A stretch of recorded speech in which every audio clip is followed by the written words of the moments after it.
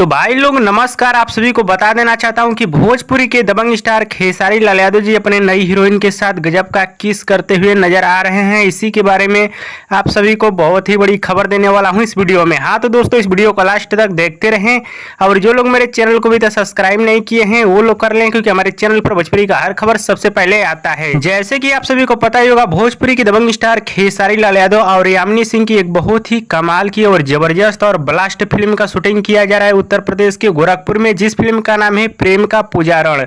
उसी शूटिंग के सेट पर से एक वीडियो क्लिप वायरल हो रहा है, जो कि भोजपुरी की दबंग स्टार खेसारी लाल यादव जी और यामिनी सिंह एक साथ नजर आ रहे हैं, जो कि आप लोग स्क्रीन में देख सकते हैं। भोजपुरी की दबंग स्टार खेसारी लाल यादव और यामिनी सिंह थोड़ा सा किस करते हुए नजर आ रहे हैं। ये वीडियो आप सभी को कैसा लग रहा है हमें नीचे कमेंट बॉक्स में जरूर बताइएगा, और हमारे इस वीडियो को आप लोग पूरा देखिएगा, तभी आप लोगों को पूरी बात समझ में आएगी। और दोस्तों, भोजपुरी की दबंग स्टार खेसारी लाल यादव और यामिनी सिंह का वीडियो पसंद है तो ज़्यादा लाइक करें, कमेंट करें, शेयर करें, सब्सक्राइब करें। धन्यवाद दोस्तों।